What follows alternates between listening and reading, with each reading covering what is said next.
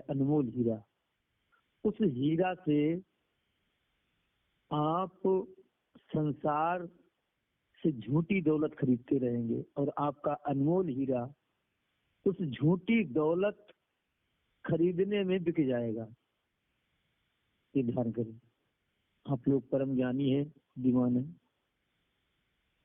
एक गुरु के दो शिष्य थे, एक सरल भक्ति वाला था, एक चालाक भक्ति वाला था। और ये बात तो बताई जाती थी, तो एक जो सरल भक्ति वाला था, जब गुरुजी कोई आदेश देते या कोई बात कहते तो जो सरल भक्ति करने वाला था वो उसमें कोई तर्क वितर्क ना करके, अपनी बुद्धि को ना लगा करके गुरुजी की बात को मान लिया करता था और वैसा ही कार्य कर दिया करता था। लेकिन वो चालाक बुद्धि वाला था, चतुर बुद्धि वाला था, उसके लिए जब वो आज्ञा मिलती थी तो वो अगर गुरुजी की आज्ञा को मानता भी तो प्रदर्शन करता था। वो बड़े गौर से सुनना इस बात के लिए, ये बात किसी और की नहीं है, शायद हमारी ही हो, हमारे ऊपर ही हो, हम अपने अंदर झांक करके देखें। तो जब चालाक बुद्धि वाला कोई भक्ति करता, कोई आज्ञा का पालन करता या गुरु की जी के बताए मार्ग पर चलता, तो अपनी चालाक बुद्धि का इस्तेमाल जरूर करता और उस चालाकी से गुरु को भी ये पता नहीं लगने देता था। मतलब अपने चालाकी में ये सोचता था कि ये बात गुरु जी नहीं जानते हैं जो मैं चालाकी दिखा करके भक्ति कर रहा हूँ।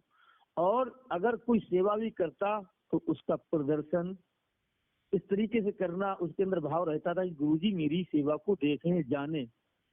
लेकिन जो सरल भक्ति करने वाला था उसके लिए जब गुरुजी की आज्ञा है कोई सेवा मिलती तो वो कुछ चालाकी नहीं दिखाता था, अपनी चालाक बुद्धि का इस्तेमाल नहीं करता था। उसे जरूरत थी गुरु आज्ञा की, उसे गुरु आज्ञा की, वो इसीलिए ताक में रहता था, वो निशाना लगाए बैठा हुआ था कि गुरु जी की कोई आज्ञा मिले, मुझे कोई आज्ञा मिले और मैं उस आज्ञा का पालन करूं।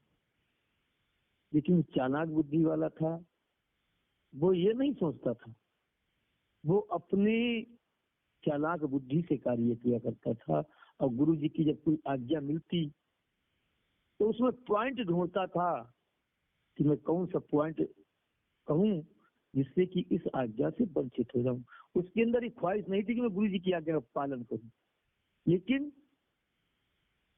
करता भी तो गुरु जी खुश हो जाएं। मतलब गुरु जी को दिल तो उसका नहीं होता था और सोचता था गुरु जी ऐसा ना सोचें कि मैं गुरु जी की आज्ञा का पालन नहीं कर रहा हूं। अब विचार करें,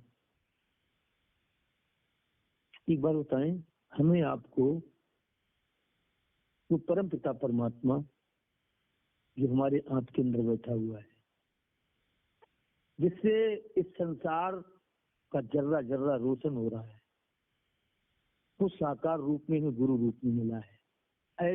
ऐसी निष्ठा जब तक मेरे अंदर नहीं बनेगी तब तक हमारी गुरु भक्ति सफल नहीं होगी। वो पावर सब कुछ जानती है, क्योंकि बहुत से प्रेमी ऐसे होते हैं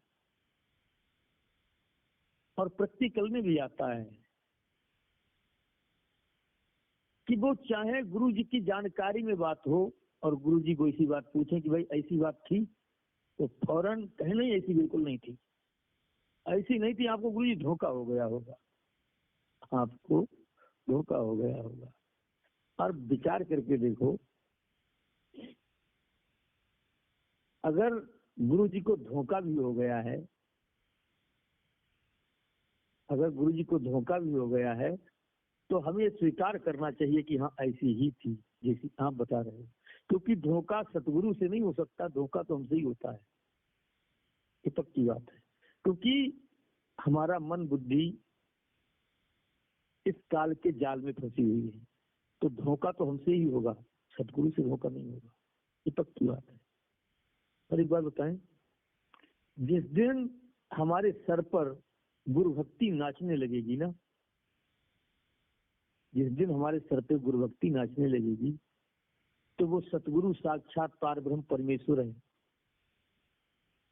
वो फौरन हमें वो अनमोल दात देगा जिस दात के लिए हम आप 84 लाख योनियां भुगत करके आए हैं। इसमें संदेह बिल्कुल नहीं है, क्योंकि आपने सुना होगा कि एक दृष्टिपात की दीक्षा होती है, दृष्टिपात की, और दृष्टिपात की दीक्षा देने के लिए सतगुरु तरसते रहते हैं कि कौन सा, इसीलिए वो गुरु भक्ति पर जोर देते हैं। और गुरु भक्ति जिसके सर पर परवाज कर जाती है, नाचने लगती है ना, तो वो सतगुरु फिर रह नहीं पाते, वो दृष्टिपात की दीक्षा दे ही देते हैं। अभी हम आप गुरुमुख बने, और गुरुमुख बन जाए पूरे तो वो सतगुरु इंतजार करता है दृष्टिपात की दीक्षा कब दूं, क्योंकि दृष्टिपात की दीक्षा देते ही देते हमारा मन स्थिर हो जाता है, हमारा अंतःकरण सब स्थिर हो जाते हैं। और जब स्थिर हो जाते हैं तो ऐसे स्थिर हो जाते हैं, तुमने खेल देखा होगा, नट जब एक रस्से के ऊपर चलता है तो उसके हाथ में एक बांस होता है, अब वो दोनों हाथों से बांस थाम लेता है और रस्से के ऊपर चल करके नाचने लगता है, इतनी जोर से हिलता है कि वो गिर नहीं सकता, क्योंकि उसने अपना लक्ष्य पूरा कर लिया।